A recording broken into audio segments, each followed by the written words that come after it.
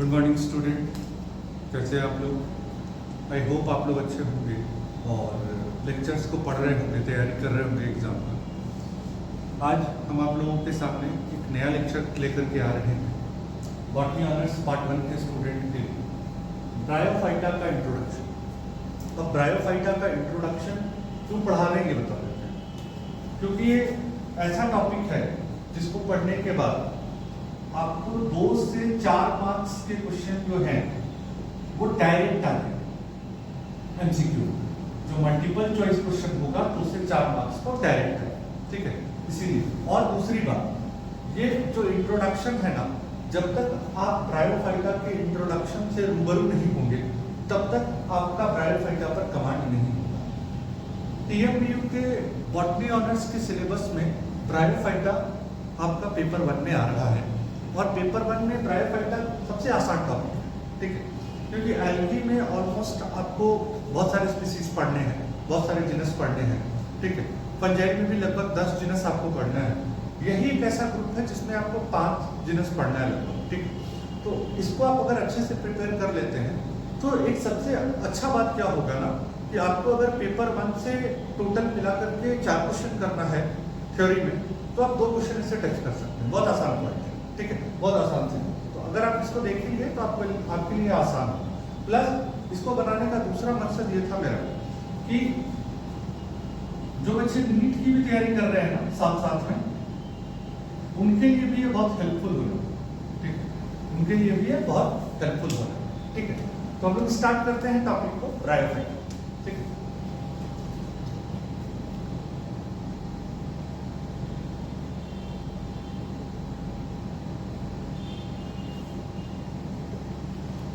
Bryophyta क्या है?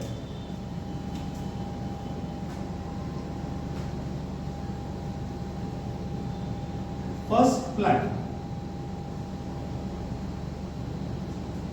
To invade land, first plant to invade land, पहला पौधा जो लैंड को इन्वेड किया। अब ये उस पर्पस से नहीं कहेंगे कि ये लैंड पर पूरा डेवलप करके आया, मगर ये लैंड पर आ चुका था, ठीक। पहला पौधा, जैसे कि हम लोग एल्गी के बारे में बात करते हैं भाई, तो आपको एल्गी के बारे में बता दें कि एल्गी सबसे प्रिमिटिव ग्रुप है प्लांट का, सबसे प्रिमिटिव ग्रुप है, और जितने भी एल्गी है सब के सब एक्वेटिक। अब इस रेस्पेक्ट में जब देखेंगे कि एल्गी सारे के सारे एक्वेटिक थे, तो ब्रायोफाइटा क्या था? तो एल्गी के बाद जो पौधा डेवलप किया, जो लैंड पर आया, वो पौधा कौन सा था? ब्रायोफाइटा था। अब देख लीजिए, एक्वेटिक था एल्गी, ब्रायोफाइटा लैंड पर है, तो ये इससे कुछ ना कुछ जरूर मिलेगा, ठीक है। इससे कुछ ना कुछ इसके कैरेक्टर्स जरूर मिलेंगे जो कि हम आपको बताएंगे, ठीक। ब्रायोफाइटा जो है उसको एम्फीबियंस ऑफ प्लांट किंगडम कहते हैं, एम्फीबियंस ऑफ प्लांट किंगडम कहा गया। सबसे इंपॉर्टेंट पॉइंट और सबसे इंपॉर्टेंट एमसीक्यू, ठीक है। अब ऐसा इसीलिए कहा गया क्योंकि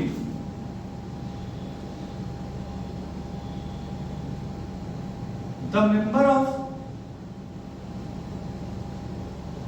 this division, the member of this division यानी ब्रायोफाइटा के जितने भी मेंबर हैं,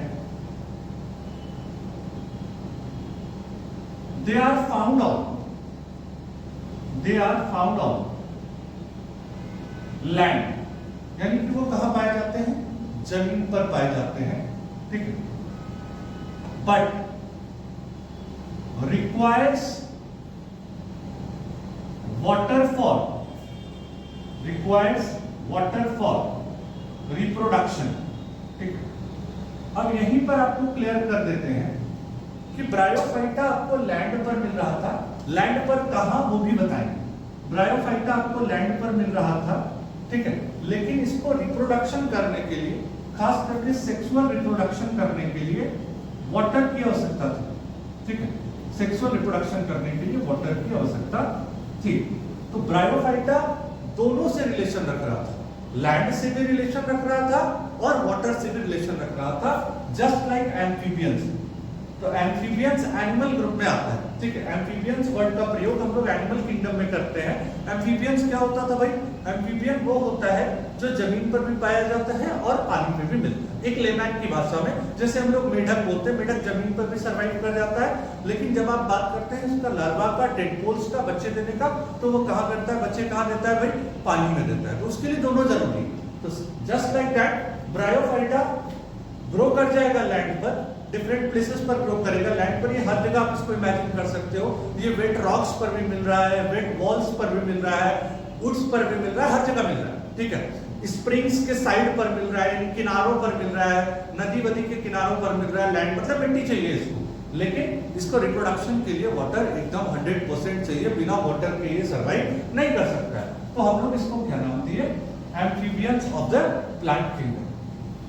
यहीं पर लगे हाथ हम बता देते हैं आपको कि जब भी आप ब्रायोफाइटा की बात करेंगे ना, तो यहां पर आपको 2 पॉइंट याद रखना होगा। स्टडी ऑफ ब्रायोफाइटा को हम लोग ब्रायोलॉजी कहते हैं। क्या कहते हैं? ब्रायोलॉजी कहते हैं। स्टडी ऑफ ब्रायोफाइटा को हम लोग क्या कहते हैं? ब्रायोलॉजी कहते हैं। और दूसरा important point, father of Indian bryology, father of Indian bryology. ये क्वेश्चन बराबर पूछा जाता है टीएमबीयू में, ठीक है। फादर ऑफ इंडियन ब्रायोलॉजी कौन? तो यहां पर हम लोग नाम लेते हैं ब्रायोलॉजिस्ट एसआर कश्यप का। इनको फादर ऑफ इंडियन ब्रायोलॉजी कहा जाता है। क्या कहा जाता है? फादर ऑफ इंडियन ब्रायोलॉजी कहा जाता है। तो ध्यान रखिएगा, ये 2 चीज काफी इंपॉर्टेंट है यहां पर। अब हम लोग बात करते हैं सबसे पहले कि ब्रायोफाइटा दिखता कैसा है। क्या ये नॉर्मल प्लांट्स की तरह दिखता है? नहीं, नॉर्मल प्लांट्स की तरह ये नहीं दिखता है। ये दिखता है थैलस लाइक। क्या दिखता है? Thallus like. अब हम थैलस लाइक बोल रहे हैं, कई जगहों पर इसको बताया जाता है कि ब्रायोफाइटा इंक्लूडेड है थैलोफाइटा में, ठीक है। बट ये 100% थैलस नहीं होता है। याद रखिएगा, ये 100% थैलस नहीं होता है। ध्यान दें, ये 100% थैलस नहीं होता है। अब इसके बीच में डिफरेंस हम आपको बताते हैं। सबसे पहले ये जान लीजिए कि थैलस क्या होता है। सबसे पहले ये जान लीजिए कि थैलस क्या होता है। आधे बच्चे को ये नहीं पता होता है कि थैलस क्या होता है। थैलस जो होता है ना, वो प्लांट की बॉडी होती है। क्या होती है? प्लांट की बॉडी होती है। सबसे इंपॉर्टेंट, प्लांट दिखता कैसा? जैसे कि हम लोग अभी अपने आसपास जो प्लांट देखते हैं ना, तो हम लोग बोलते हैं प्लांट ऐसा दिख रहा है भाई, उसमें स्टेम है, उसमें लीफ है, ऐसी चीजें दिखाई देंगी, ठीक है। उसमें फ्लावर्स दिखाई देते हैं, उसमें आपको रूट्स दिखाई देता है, ये सारी चीजें दिखाई देती हैं। तो हमारे माइंड में एक परसेप्शन बना हुआ है कि जब भी प्लांट का जिक्र होगा, प्लांट मतलब पत्ते वत्ते दिखाई देने चाहिए आपको एक स्टेम दिखाई देना चाहिए, आपको ब्रांच दिखाई देना चाहिए, ऐसे दिखाई देना चाहिए। मगर जब बात आता है थैलस पर, तो थैलस भी एक तरीके का प्लांट बॉडी है, मगर ये काफी अनडिफरेंशिएटेड प्लांट बॉडी है, अनऑर्गेनाइज्ड प्लांट बॉडी है। यानी हमारा जो इमेजिनेशन रहता है उस इमेजिनेशन के बियॉन्ड चला जाता है, इसीलिए थोड़ा आप लोग इसको समझने में देर कर देते हैं। तो थैलस प्लांट बॉडी क्या है भाई? It do not have true root. सबसे पहले क्या जानना है? इसके पास ट्रू रूट नहीं होता है, ठीक। दूसरी बात, do not have true leaf. और तीसरी बात, do not have true stem.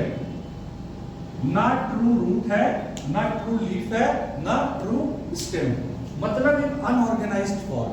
और आपको हम बता देते हैं 100% प्योर थैलोइड की कैटेगरी को सिर्फ एक ही क्लास मैच करता है, वो है एल्गी, ठीक है। बाकी ब्रायोफाइटा क्या है? थैलस लाइक है। क्या है? थैलस लाइक है। आप इसको कह सकते हैं कि इसके पास एडवांस टाइप ऑफ थैलस होता है। क्या होता है? एडवांस टाइप ऑफ थैलस होता है। मेरी बात ध्यान से सुनिएगा, एडवांस टाइप ऑफ थैलस होता है। मतलब अब आप सोचिए एक ऐसा प्लांट जिसके पास रूट स्टेम लीफ नहीं, तो ये प्लांट आपके इमेजिनेशन के बाहर जा चुका है। क्यों भाई? ये ऐसे प्लांट से आपका पाला ही नहीं पड़ा। कहते हैं ना, इंसान वही सीखता है जो वो देखता है। ठीक, हम लोग ज्यादातर परसेप्शन से सीखते हैं, जो हमको दिखाई दे रहा है हम लोग उससे सीखते हैं। तो हमारे नजर में ये प्लांट है तो हम इसी को देख रहे हैं, हम इसी को मान रहे हैं। लेकिन अब ये जो मसला आ जाता है, ऐसा प्लांट जिसके पास एक अनऑर्गेनाइज्ड स्ट्रक्चर, कैसा स्ट्रक्चर है? ठीक है, ये कैसा स्ट्रक्चर है? ठीक है, अब ये चीज एक सबसे इंपॉर्टेंट बात है कि आप इसको समझिए। हम कहाँ देख रहे हैं, कहाँ लिख रहे हैं, कहाँ स्टैंड, कहाँ कुछ नहीं है इसमें। ठीक है, अब देखिए, चलिए यहाँ क्या और मसला हो सकता है, क्या आप लोग यहाँ पर लिख सकते हैं। ठीक है, अब हम लोग ये पूछेंगे या ये समझेंगे कि थैलस लाइक क्यों हो रहा है।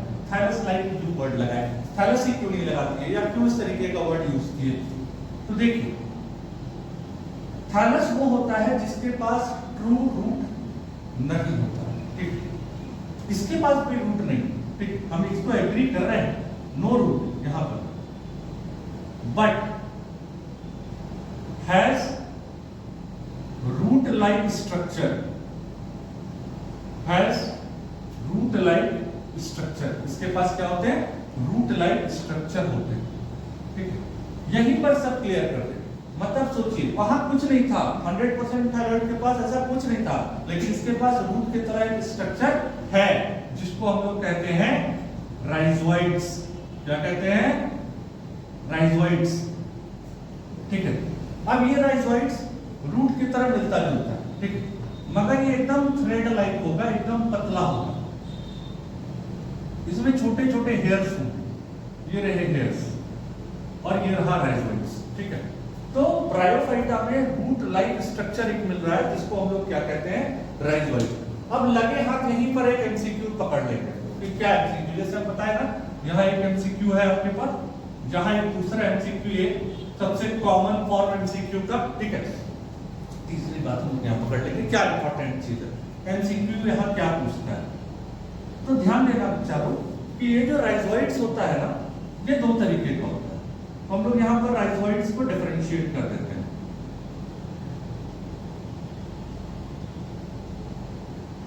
राइजोइड्स को डिफरेंशिएट कर देते हैं। ठीक है, एक होता है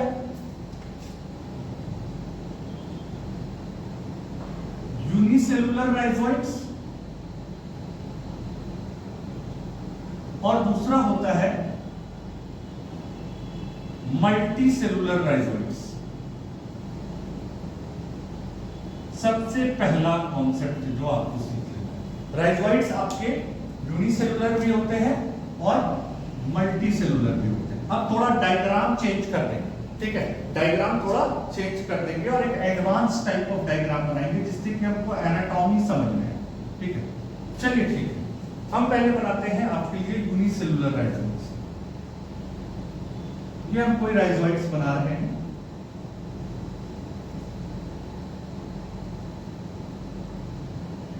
अब इसको ये मत इमेजिन कर लेना कि अभी सर बोले कि ये थ्रेड लाइक होता है राइजोइड्स, इतना मोटा कैसे हो गया, वो एनाटॉमी दिखाने के लिए हुआ है। ठीक है, अब इसके दो फॉर्म्स होते हैं।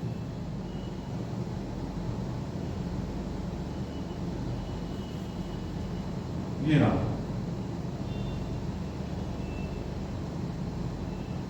ये रहा यूनिसेलुलर राइजोइड्स। आपको वहां पर कोई सेल दिख रहा है, कोई डिफरेंशिएशन दिख रहा है? एंटायर ये पूरा एक ही दिख रहा है, इसको क्या कहें? Unicellular rhizoids. प्लस साथ में आप इसमें देख रहे हैं क्या कि इस यूनिसेलुलर राइजोइड्स का जो वॉल है, अंदर साइड जो वॉल है वो स्मूथ है। क्या है? स्मूथ है। तो हम लोग इसको क्या कहेंगे? Smooth walled rhizoids. ठीक है, साथ में बता दिए राइजोइड्स का दो टाइप, ये क्या हो गया भाई?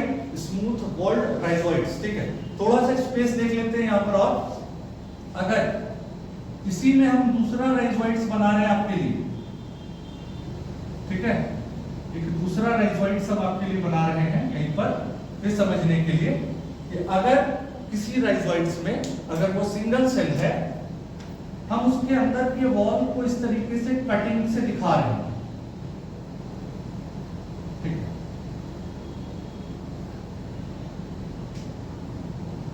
इस तरीके से हम उसको दिखा रहे हैं। ठीक, हम लोग इसको कहते हैं स्मूथ नहीं है भाई, अब इसका वॉल स्मूथ नहीं है। हम लोग इसको कहते हैं कि ये ट्यूबरक्यूलेट राइजोइड्स है, ट्यूबरक्यूलेट राइजोइड्स। मगर इंपॉर्टेंट बात दोनों जगह पर क्या है, दोनों जगहों पर जो राइजोइड्स हम बनाए हैं वो यूनिसेलुलर ही है, एक सेल का बना। बाकी जो मल्टी सेलुलर राइजोइड्स है वो तुरंत पकड़ लो। मल्टी सेलुलर राइजोइड्स कैसे पकड़ोगे भाई, अभी इसको हम मिटाएंगे नहीं, आपको यहीं पर दिखा देंगे कि मल्टी सेलुलर राइजोइड्स कैसे पकड़ोगे।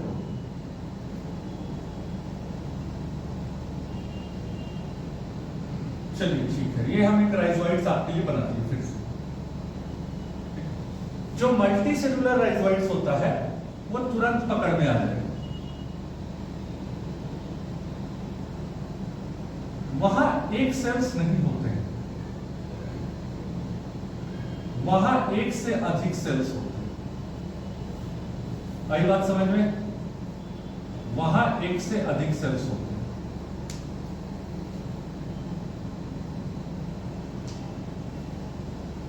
ये एक से अधिक सेल्स होते हैं,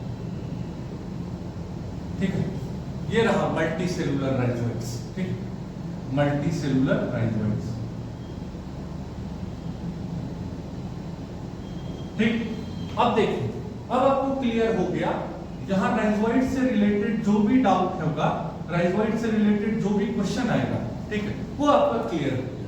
राइजोइड्स क्या करता है, तो अब इसमें हम ज्यादा आपको नहीं बताएंगे, आप खुद समझदार हैं। अगर हम आपको पार्ट 1 लिख करके पढ़ा रहे हैं तो आप खुद समझेंगे ना, थोड़ा सा ब्रेन डेवलप करा के रखेंगे कि भाई रूट लाइक स्ट्रक्चर है, तो जितना काम रूट करेगा, अटैचमेंट और फिक्सेशन टू सबस्ट्रेटम, सबस्ट्रेटम से फिक्स करने का काम ये करते हैं। यानी कि अगर ब्रायोफाइटा चूंकि लैंड पर आ गया है ना, first plant to invade land, हालांकि इसके कैरेक्टर उतने डेवलप नहीं थे, मगर ये लैंड पर तो आ गया, इसने हिम्मत किया कि हम लैंड पर रहेंगे, तो लैंड पर रहेंगे तो कुछ तो कैरेक्टर बनना होगा ना। तो अगर ये लैंड पर आया, इसको फिक्स होकर रहना था, तो ये फिक्स होने के लिए क्या रखा, ये राइजोइड्स डेवलप कर दिया। रूट तो था नहीं इसके पास, रूट किसके पास होता है, हायर प्लांट के पास होता है। अगर आप प्लांट का क्लासिफिकेशन पढ़े होंगे तो आपको पता होगा कि रूट हम लोगों को कहां से दिखने लगा, रूट हम लोगों को टेरिडोफाइटा से दिखना स्टार्ट हो गया। यानी कि algae, bryophyta, pteridophyta, gymnosperm, angiosperm. जो आपका टेरिडोफाइटा है, जिम्नोस्पर्म है, एंजियोस्पर्म, यहां पर आपको प्रॉपर रूट, स्टेम और लीफ दिखाई देते हैं। ब्रायोफाइटा में नहीं दिखाई देता है, एल्गी में नहीं दिखाई देता। तो पहला तो इसका ये काम था। दूसरा काम क्या है, जैसे रूट काम करता था एब्जॉर्प्शन का,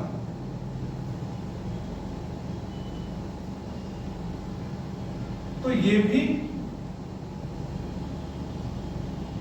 मिनरल एंड न्यूट्रिएंट एब्जॉर्प्शन का काम करता है, ठीक है। यानी वाटर एब्जॉर्प्शन का काम करता है, जिसके साथ मिनरल्स और न्यूट्रिएंट जो है वो प्लांट को प्रोवाइड किए जाते हैं। तो आपको ये पता चल गया कि राइजोइड्स क्या काम करता है।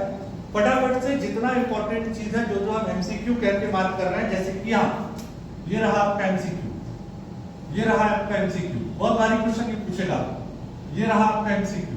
ये सारी चीजों को आप नोट डाउन कर लीजिए और एकदम अपना नोट्स बनाना शुरू कर दीजिए, ठीक है। चलिए तब तक आप इसको नोट डाउन कीजिए, हम इसको मिटाते हैं।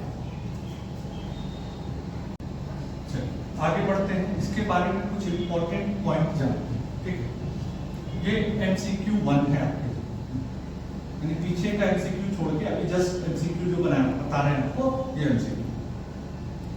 इसकी प्लांट बॉडी जो होती है ना, वो गैमेटोफिटिक होती है। कैसी होती है, गैमेटोफिटिक होती है। प्लांट बॉडी कैसी होती है इसकी, गैमेटोफिटिक होती है, यानी एन टाइप की प्लांट बॉडी होती है। सबसे इंपॉर्टेंट, ठीक है, प्लांट बॉडी कैसी होती है भाई, गैमेटोफिटिक होती है, ठीक है। प्लांट बॉडी इज गैमेटोफिटिक, ठीक है। अब जब भी प्लांट बॉडी गैमेटोफिटिक लिखेगा आपको ना प्लांट के केस में, तो गैमेटोफिटिक मतलब समझ लीजिएगा गैमेट फॉर्मेशन में इन्वॉल्व होगा, गैमेट फॉर्मेशन में इन्वॉल्व होगा गैमेटोफिटिक प्लांट। ठीक है, अब देखिए लेट सपोज ये कोई ब्रायोफाइटा है, ठीक है, ये ब्रायोफाइटा है, ठीक, हम लिख दिए ये एन टाइप का, कैसा है, एन टाइप का गैमेटोफिटिक है, ये बॉडी ही गैमेटोफिटिक है, ठीक है, जैसे हमारी बॉडी 2n टाइप है, इसकी बॉडी कैसी है, n टाइप। अब जो इसका सेक्स ऑर्गन होगा, मेल सेक्स ऑर्गन और female sex organ, female sex organ, ठीक है, तो चूंकि पूरा का पूरा प्लांट ही n है, तो इसका सेक्स ऑर्गन भी कैसा होगा, n टाइप का, कैसा होगा, n टाइप, ठीक है। अब देखेंगे क्या कि जब सेक्स ऑर्गन एन टाइप का है, जब सेक्स ऑर्गन एन टाइप का है और इसको बनाना है गैमेट, क्योंकि गैमेटोफिटिक प्लांट बॉडी गैमेट बनाएगा, male sex organ male gamete बनाएगा, female sex organ female gamete. अब ये पता है आप लोगों को कि गैमेट्स जो होते हैं ना वो एन टाइप के होते हैं, कैसे होते हैं, एन टाइप के होते हैं। तो ये मोस्ट इंपॉर्टेंट थिंग है, एन टाइप की प्लांट बॉडी एन टाइप की गैमेट्स बना रही है, मतलब कैसे बने, तो याद रखिएगा जो डिवीजन यहां पर इन्वॉल्व होगा ना वो माइटोसिस होगा, जो आपके लिए एकदम नया है, क्योंकि आपने 12th में पढ़ा था गैमेट हमेशा किससे बनते हैं, मियोसिस से बनते हैं। वो वहां था जहां पर प्लांट बॉडी 2n थी, वो वहां था जहां प्लांट बॉडी 2n था, या फिर वहां था जहां एनिमल की बॉडी 2n, ठीक है। लेकिन जहां बॉडी n टाइप की होगी वहां आप मियोसिस नहीं कर सकते, यानी कि रिडक्शनल डिवीजन नहीं कर सकते हैं, जो बाय 2 से आप डिवाइड नहीं कर सकते, वहां होगा ही नहीं। तो अब यहां से आपको एक नॉलेज नया क्या आया कि ब्रायोफाइटा में जो गैमेट्स बनते हैं ना, तो gametes are formed as result of mitosis। भाई दोनों बच्चे देखेंगे, जो नीट की तैयारी कर रहे हैं वो भी देखेंगे, और जो बच्चे बॉटनी ऑनर्स पार्ट 1 में है वो भी देखेंगे, ठीक है। आपको भी बहुत इजी क्वेश्चन आता है ऑनर्स के एग्जाम में, ठीक है, as a result of mitosis, ये एक एमसीक्यू होगी। तो गैमेट फॉर्मेशन में इसमें डिवीजन कौन सा लगेगा, तो ध्यान रखना बच्चा पार्टी, डिवीजन कौन सा लगेगा, माइटोसिस, कौन सा लगेगा, माइटोसिस, ठीक है। अब एक इंपॉर्टेंट चीज क्या है वो देख लीजिए, गैमेटोफिटिक प्लांट बॉडी, हम यहीं पर आपको याद करा देंगे कि इसका सेक्स ऑर्गन का नाम क्या है। हर जगह पर सेक्स ऑर्गन का नाम डिफर करता है ऑर्गेनिज्म टू ऑर्गेनिज्म। ब्रायोफाइटा में जो मेल सेक्स ऑर्गन है उसका एक बहुत अच्छा नाम है और बहुत इजीली याद करने वाला नाम है, जिसको हम लोग कहते हैं एंथेरिडिया। क्या कहते हैं, एंथेरिडिया, ठीक है, याद रखिए। और जो फीमेल सेक्स ऑर्गन है उसका नाम है आर्किगोनिया। क्या नाम है, आर्किगोनिया, ठीक है, बहुत इंपॉर्टेंट चीज, उसका क्या नाम है, आर्किगोनिया। इस एंथेरिडिया के अंदर आपको एंड्रोसाइट्स मिलते हैं, क्या मिलते हैं, एंड्रोसाइट्स मिलते हैं, जो कि गैमेट होता है। क्या होता है, गैमेट, यानी कि इसका जो मेल गैमेट है ना उसका नाम क्या है, एंड्रोसाइट है। आप इसको मॉडिफाई करके यानी कि इसका डेवलप्ड फॉर्म का नाम लिख सकते हैं, जिसको हम लोग कहते हैं एंथेरोजोइड्स। क्या कहते हैं, एंथेरोजोइड्स, ठीक है। आर्किगोनिया के अंदर आपको फीमेल गैमेट मिलेगा, जिसको हम लोग कहते हैं एग। क्या कहते हैं, एग। बहुत इंपॉर्टेंट चीज है भाई, फीमेल गैमेट का नाम क्या है, एग। लेकिन असली बात यहीं पर है, ये है एमसीक्यू कि गैमेट कैसे बने, जो गैमेट बनते हैं वो किससे बनते हैं, माइटोसिस डिवीजन से बनेगा। दूसरा, जो ब्रायोफाइटा होता है ना, अगर आप एमसीक्यू 2 की तरफ चले जाएं, जो इससे पूछा जा सकता है आपको, वो नॉन वास्कुलर प्लांट होता है, यानी कि इसमें जाइलम फ्लोएम नहीं होते। क्या होते हैं भाई, जाइलम फ्लोएम नहीं होते हैं, यानी कि ये नॉन वास्कुलर प्लांट होता है। ध्यान दीजिएगा, बहुत इंपॉर्टेंट चीज है, क्या होता है, नॉन वास्कुलर प्लांट होता है, यानी कि इसमें जाइलम फ्लोएम नहीं होते हैं। तो अगर डिवीजन देखेंगे क्लासिफिकेशन तो ये नॉन ट्रैकियोफाइट्स में है, ठीक है, नॉन ट्रैकियोफाइट्स में है, ठीक है, नॉन ट्रैकियोफाइट्स में है, ठीक। तीसरा जो सबसे इंपॉर्टेंट है, जो एमसीक्यू 3 है अपना, ब्रायोफाइटा फोटोसिंथेटिक होता है। क्या होता है? फोटोसिंथेटिक होता है।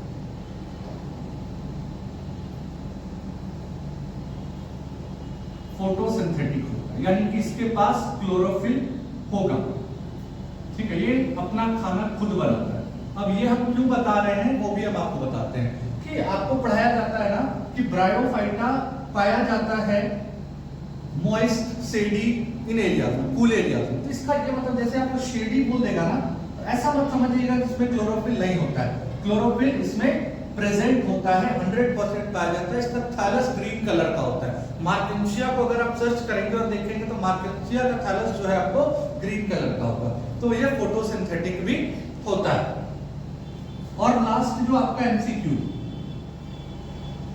वो क्या है, जो चौथा वो एमसीक्यू आपको पूछेगा क्या, इसमें स्पोरोफाइट से पूछेगा, ठीक है। किससे पूछेगा? स्पोरोफाइट से पूछेगा। तो भाई स्पोरोफाइट जो है वो कब बन करके तैयार होता है? स्पोरोफाइट जो है सबसे पहले याद रखिएगा वो आफ्टर फर्टिलाइजेशन बन के तैयार होता है। आफ्टर फर्टिलाइजेशन बन करके तैयार होता है, ठीक है। अब इसमें क्वेश्चन क्या है, ठीक, जितने भी मेंबर हैं सब में स्पोरोफाइट डिफरेंशिएटेड होता है 3 पार्ट एक्सेप्ट एंथोसेरोस, ठीक है, यही क्वेश्चन होगा। स्पोरोफाइट बटा हुआ है सबसे ऊपर वाला भाग कैप्सूल जिसमें पाए जाते हैं स्पोर्स, ठीक है, क्या पाए जाते हैं? स्पोर्स। और ये स्पोर एन टाइप का हो, ये भी हम यही बताया। उसके बाद इसमें पाया जाता है स्टॉक सीटा, ठीक है, ये क्या है? एक स्टॉक है। और सबसे नीचे में पाया जाता है फूट। क्या पाया जाता है? फूट, जो कि काम करता है एब्जॉर्प्शन का। किसका काम करता है? एब्जॉर्प्शन का। अब देखिए क्या है इसमें क्वेश्चन, क्या पूछने का क्वेश्चन ये पूछेगा कि स्पोरोफाइट कितने पार्ट में डिफरेंशिएटेड है। तो हम बोलेंगे फूट सीटा कैप्सूल, फूट सीटा कैप्सूल, ठीक है। बट यहीं पर एक बात आ जाता है, इसका एक मेंबर है एंथोसेरोस, ठीक है, एंथोसेरोस बहुत इंपॉर्टेंट मेंबर है एंथोसेरोस, ठीक है। अब एंथोसेरोस में क्या बात है, एंथोसेरोटॉप्सिडा का मेंबर है ये, ठीक है। अब एंथोसेरोस में क्या देखेंगे, हॉर्मोन्स में आ जाता है एंथोसेरोस, सब पढ़ाएंगे। एंथोसेरोस में सबसे खास बात क्या होती है, इसके स्पोरोफाइट में कैप्सूल होता है और फूट होता है, ठीक है, जो आपको एकदम क्लियर दिखाई दे, कैप्सूल होगा और फूट होगा। सीटा की जगह पर यहां पर या तो हाईली रिड्यूस्ड सीटा होता है, ऐसा लिख के देगा, सीटा हाईली रिड्यूस्ड होता है। या फिर आप कह सकते हैं कि सीटा की जगह पर आपको इंटरमीडिएट और इंटर कैलोरी जोन पाया जाता है, ठीक है, बहुत इंपॉर्टेंट बात है, ठीक है। इंटरमीडिएट या इंटर कैलोरी जोन पाया जाता है, ये एमसीक्यू बनता है इसके स्पोरोफाइट से, ठीक है, ये एमसीक्यू बनता है। अब ये भी समझ लीजिएगा स्पोरोफाइट आफ्टर फर्टिलाइजेशन, यानी ये जो गैमेट है ना, ये गैमेट फ्यूज करेगा, ये बनाएगा जाइगोट, और अब ये 2n जाइगोट से डेवलप करता है क्या? स्पोरोफाइट। क्या डेवलप करता है? स्पोरोफाइट, ठीक है। तो ये बहुत इंपॉर्टेंट चीज है कि आप इसका लाइफ साइकिल पहले देखिए, ठीक है। जब तक लाइफ साइकिल पर कमांड नहीं होगा, इसके कॉन्सेप्ट के बारे में पूरा नॉलेज नहीं होगा, तब तक इसको पढ़ने में मजा नहीं आने वाला है, ठीक है। तो ये हम आपको 4 एमसीक्यू सीधा यहाँ पर से दे दिए, ठीक है। इंट्रोडक्शन से एमसीक्यू आना ही आना है और श्योर आना है, ठीक है। तो और ये प्रैक्टिकली पॉसिबल भी नहीं है कि हम एक लेक्चर में आपको सारा चीज बता दें, ठीक है। कोशिश कर रहे थे कि हम आपको सारा बता दें, बट अच्छे से समझाने में समय लग जाता है, ठीक है, अच्छे से समझाने में और आप तक अपनी बात पहुंचाने में, सारा चीज आप तक पहुंचाने में समय लग जाता है, और कोशिश रहता है मेरा कि आप बहुत अच्छे से समझें, ठीक है। तो अगर हम कुछ समझाते हैं और अगर आप ये एफर्ट लगाते हैं तो कमेंट बॉक्स पर जरूर फीडबैक दें, और कहीं कोई डाउट रह गया या आपको ऐसा लग रहा है कि कोई पॉइंट आपको क्लियर नहीं हो पाया, ठीक है, या उसका एक्सप्लेनेशन क्लियर नहीं हो पाया, तो एक बार हमको बताइए, पर्सनली हम उससे बात करेंगे, ठीक है, अगले क्लास में उसको समझाएंगे। तो जरूर से जरूर कमेंट करें, ठीक है। अगर अच्छा लगा और आपको लग रहा है कि नहीं ठीक है, ऐसा वीडियो आना चाहिए, ऐसा वीडियो आना चाहिए, हम लोगों को फायदा हो रहा है इससे, तो जरूर बताएं। हम कोशिश करते हैं कि चीजें आपके लिए आसान हो जाए, ठीक है, चीजें आपके लिए आसान हो जाए, क्योंकि पढ़ाई जो है ना, मतलब अब बहुत कॉम्पिटेटिव लेवल पर आ चुकी है और आपको पढ़ना होगा, बिना पढ़ाई के कोई उपाय नहीं। और ऐसा नहीं है कि पढ़ाई यहाँ नहीं होती है, भागलपुर में पढ़ाई नहीं होती है। आप देखिए ना वीडियोस, हम आपको सारा वीडियो बना कर दे रहे हैं, जितना टफेस्ट पार्ट है वीडियो का, हम पीछे मॉलिक्यूलर सबका भी वीडियो हम डाले हुए हैं, ठीक है, पैथोलॉजी सबका वीडियो पिछले बार डाले थे, ठीक, वो एक टफेस्ट पार्ट था जिसको हम बहुत आसानी से समझाए थे। यहाँ पर भी हम ब्रायोफाइटा का इंट्रो दिए हैं आपको, 2 इंट्रो देंगे, एक ये पार्ट 1 है, एक पार्ट 2 देंगे। पार्ट 2 के बाद आपको 2 से 4 मार्क्स का क्वेश्चन इसमें श्योर आएगा एमसीक्यू में, और वो आना ही आना, और प्लस आपको ब्रायोफाइटा पढ़ने में मन लगेगा कि ये असल में चीज क्या, हम जाने वैसे ये थैलस है, ये थैलोफाइटा है, प्लस इसकी बॉडी गैमेटोफिटिक होती है, तो पूरा लाइफ साइकिल आप समझेंगे, ठीक है। तो बढ़िया से पढ़ाई कीजिए, कहीं कोई डाउट हो जरूर पूछिए, और उससे भी ज्यादा अगर आपको लग रहा है कि ऑनलाइन कोई बात नहीं समझ रहे तो सेंटर पर आइए, बिल्कुल बताएंगे, कोई दिक्कत नहीं। ऐसा नहीं कि आप स्टूडेंट हैं तभी बताएंगे, आप ऐसे भी पढ़ने वाले हैं, पढ़ रहे हैं भागलपुर के किसी भी कोने से या आसपास के इलाके के किसी भी कोने से, आप आइए, जरूर विजिट कीजिए, हम समय निकालेंगे, आप बात कीजिएगा मेरे से, हम समय निकालेंगे, टॉपिक समझाएंगे, बट पढ़िए बाबू अच्छे से, क्योंकि ना अब एग्जाम जो है वो सिर्फ यूनिवर्सिटी लेवल पर नहीं हो रहा है, आपको CUET सब भी देखना है, ठीक है। तो अब वो जब नेशनल लेवल पर एग्जाम हो रहा है तो नेशनल लेवल के लिए तो प्रिपेयर करना पड़ेगा ना, जस्ट कि जाना आना अटेंडेंस पूरा करना ये मसला नहीं होता है, ठीक है। बढ़िया से पढ़िए, तैयारी कीजिए, नोट्स अच्छा बनेंगे, ठीक है, नोट्स स्टैंडर्ड का होना चाहिए, समझ के होना चाहिए, तो फिर पढ़ने में मजा आता है। तो तब तक के लिए आप लोग से विदा चाहेंगे, और आप लोग पढ़ाई कीजिए, बढ़िया से पढ़ाई कीजिए। Thank you.